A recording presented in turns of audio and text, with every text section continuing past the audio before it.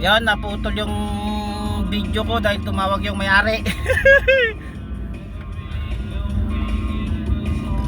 Naliligo na ako ng pawis dito. Oh my God. First, hindi ko lang kasi buksan yung aircon eh.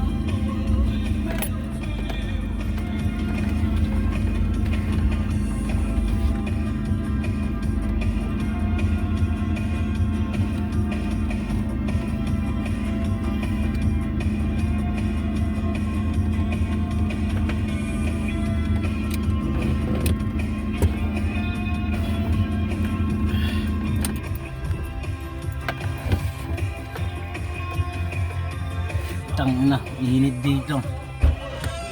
Yan guys, tapos na ako mag dive test. Putang na, pinawisan ako sa buhay kong to. Hindi ko lang magbukas ng aircon. Paano sarado to? Pumasok ka? Signal tayo? Signal? Signal?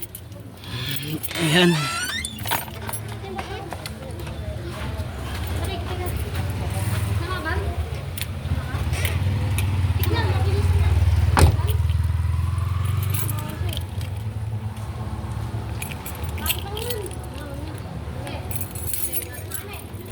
Okay.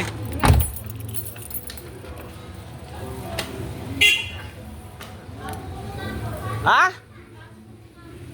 Pinawisan na nga ako mag-drive. So okay ko ulit.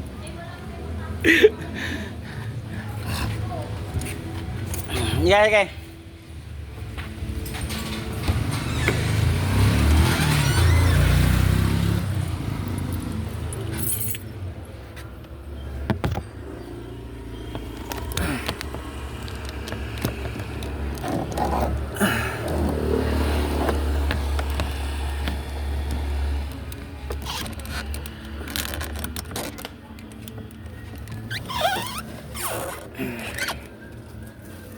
Init ah.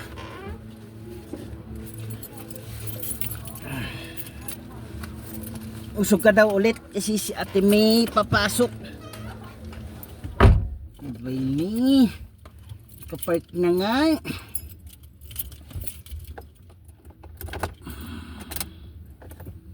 Saan na siya?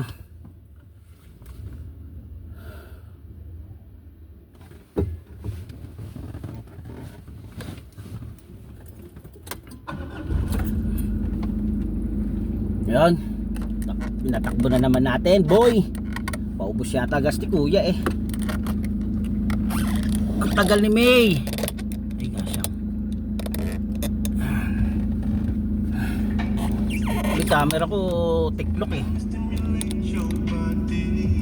Yan. Hey.